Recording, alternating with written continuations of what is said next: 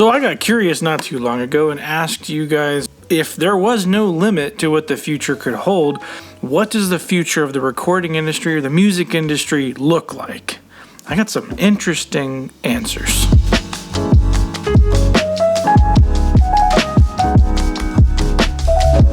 Obviously, this whole video is speculative, but it is interesting to explore these topics a little bit. These are things that we're concerned about now.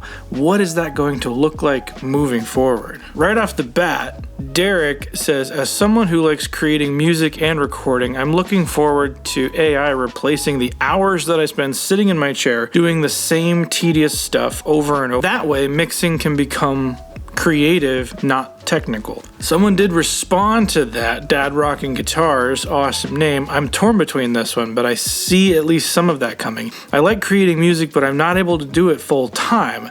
So I have a job, and making time is limited. So anything that could speed up my workflow is great, but at the same time, the technical nerd in me likes the entire process of recording, production, mixing, and even the tedious stuff. This kind of stuff excites me. AI in general is a very interesting topic. I mean, I made the thumbnail of this video with AI, Midjourney AI, if you're curious. The idea of AI being able to do things for us to speed up our workflow is interesting, and it kind of is already here in some form. I mean, we have things like Neutron with Izopope. There's things that it can do from the menial side that'll take care of certain things for us. Ozone is a good example. There's certain things in the mastering process that if you're not going for a crazy high level mastering, it can do a decent job for you in a somewhat intelligent way. Do I use it? If I'm actually mastering something, I don't reach for it. If I'm doing something on a really, really tight schedule with a really, really low budget and it just needs to be mastered, it's pretty good as far as that goes. So as far as it taking the tedious things, I really look forward to that day. If I could have an AI and maybe even I could teach it how I like to edit drums, how I like to edit guitars, how I tune a vocal. If I could teach it that and let it do it, it's basically an intern at that point or a studio assistant. And if we had AI on that level, that could change some stuff, especially if it was doing it in a non-destructive way that then you could go back within your own DAW and change. That would be next level. Real quick, I gotta say thanks to today's sponsor, Sweetwater. You guys should check out this Hercules little shorty mic stand. One thing I don't tend to purchase is good mic stands, and I've forgotten how sturdy a really good one is. But the real star of the show is this right here, their quick and easy connect. And it doesn't just work with their stands. Here's a little cheap mic stand I use for everything. It's pretty crappy. Attaches right on like it was made for it. Makes changing mics super fast and easy. And you can keep them on the mic stand. Check out the link below to Sweetwater to the mic stand and this quick and easy mic clip. Definitely check them out. I'm gonna be buying a whole lot more. Thank you, Sweetwater, for sponsoring. Back to the video. Thomas says, has to be the potential for real-time collaboration within a DAW. With more and more pros and hobbyists having the ability to make demos and hire session musicians without concerns of travel, time and location will change who you collaborate with and how you go about collaborating. That's an interesting thought, but it is kind of already here. Something like Audio Movers will let you do a real-time DAW collaboration. You can even send out different tracks from your DAW to another session somewhere else. There are some limitations there, and you are really dependent on what type of network speed you have, but it is possible. Not ideal, but possible. I think we're more limited right now, at least in my location, by network speeds, not necessarily by technology. Being able to have the low latency, low enough to a point to act and react in real time with real musicians in different locations, I think that's a network thing. The technology is there. We just need the back end to be figured out. Jonathan says, outboard gear has a steep price of entry for hobbyists like me. I've been using guitar pedals as outboard gear for a year now with some pretty killer results. I get the satisfaction of turning physical knobs at a lower price. That is a really cool way to use Outboard. I do it quite a bit here in the studio, not as much as I should. If you really want to make something sound weird, like no one has heard, run it through guitar pedals. They're affordable, they're useful, and they're quirky, and quirky makes mixes interesting. I love using my crappy MXR reverb on stuff like snares. It is so interesting in a mix. What's depressing right now, Guy says, what's depressing right now is the subscription model that's plaguing every industry out here. Reaper is the outlier with both software evaluation and price. I think there's a few companies that are outliers in that situation. I will say, I'm not totally against the subscription model. I think there are definitely places where it has benefits. If you have a smaller company and you're subscription based and you know that is going to fund a company and you're going to get updates, then that's something I could get behind. The problem is the lack of transparency that sometimes follows that. Subscription model right now is something I'm looking to get out of. And again, it's not because of the subscription itself. It is a combination of things that I don't feel like I'm getting the features and the service and the support that should be there paying that amount of money. But I totally get the idea where this comes from. It does seem like everything is subscription based. There's plugins ridiculously expensive unless you go with the subscription model over here. And it is frustrating, especially when you're starting to get subscribed to like 5, 6, 7, 10 things. You're talking about an awfully expensive chunk there for a business, let alone a hobbyist. Lane says, less frustration and intercompatibility between DAWs. It's understandable why Pro Tools doesn't have a seamless transfer system to Logic or Studio One. They would be aiding their competitors. Proprietary concerns are the only thing holding it back that I can think of. We certainly have technology to do anything. It's in their best interest not to make things compatible. However, if you bounce things out, you can fly waves to any DAW that you want. But as it stands, you can't open a Pro Tools session file in Ableton or vice versa, or any combination of any of those, because there's different information saved within those session files that how would one know how to open it up? Or why would they want to allow that? I imagine that would be a breach of intellectual property for anyone trying to crack that code.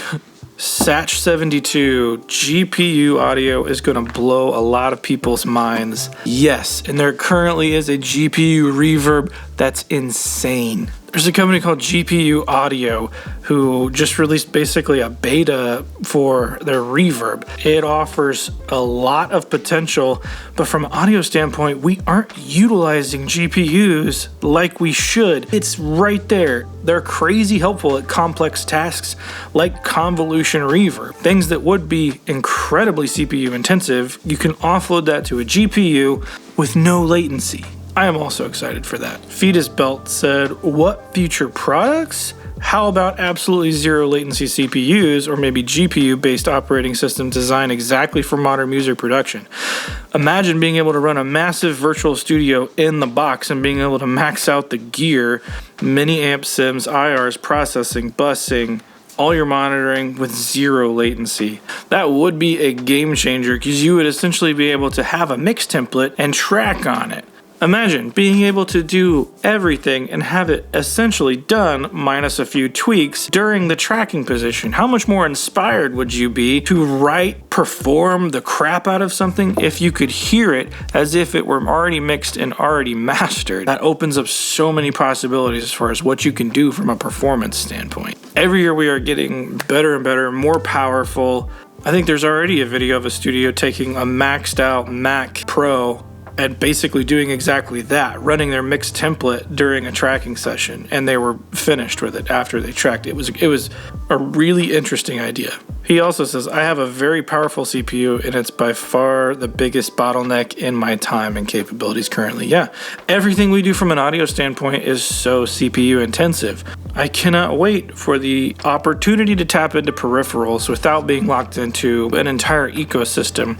There are definitely companies that offer DSP and kind of offloading some of those tasks to other hardware devices, but at the same time, it creates an ecosystem where you're kind of driven towards this one area of things. And as cool as that is, I don't like being boxed in on any sides or being tethered to that certain hardware.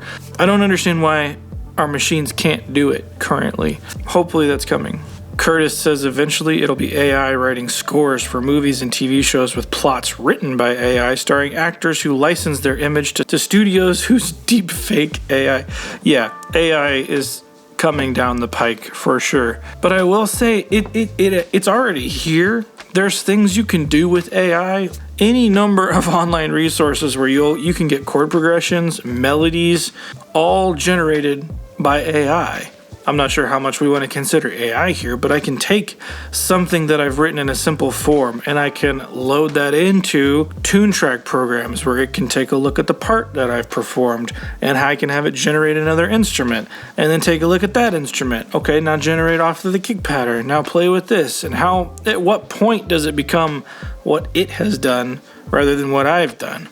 Or even AI mixing, things like Neutron, like we talked before. Or sometimes it can do a scary good job, but sometimes you don't know what the heck it's thinking. I don't think we're that far from it really being useful though. Or something like Midjourney, where you can take the craziest idea of an image you have in your head. A wizard in a shop, a wizard in a magical shop creating rain, and it'll spit it out. It just does it. I don't pretend to know how that works, but audio can't be that far behind. Once the technology is there for it to be able to pick apart each individual stem, and there are already programs that can do this for us, it can take apart that, and it can learn taste, it can learn music history, then it can start to put all these pieces together and make something based on what you want in a certain direction. I don't think it'll ever replace human taste. That has to be there. After all, its baseline is something that we've created, and if it's creating it for our enjoyment, there's always going to be a feedback system in place there. So I think the idea of AI completely taking over music production, I think that's a farce to some extent. You can create music completely with AI right now, but I don't think it's wholly interesting. I don't know, but there's a part of me that says if it is completely creating something, regardless of our input, then it starts to create for its idea of what we want. There has to be this constant back and forth, human input, computer output, but that synergy coming together with a clear vision from an artist, just like a studio. I'm an engineer, I'm a producer. I can do things, I can write you a song, but it's not going to be your song unless you have input there. So it depends on the use case. And as far as creating music, and as long as there are people who want to create music, what we do is still going to matter. The tools might get better, the tools might get easier. We might get AI assistants who can edit drums exactly the way we want them to and speed up our workflow so we can just get down to the creative stuff. That would be amazing. And I think there still will be discerning listeners who are able to know if a human is behind something. The musical Turing test is going to be a while down the road. I don't think we have to worry about that for a long time. Let me know what you think down in the comments below. If you like this, hit the like button. If you like what we're doing here, hit subscribe. If you want to have more discussions like this or get your comments right on a video, comment down below. Let's have a discussion about it. I'm Resident Loser Jeremy. I'll see you in the next one.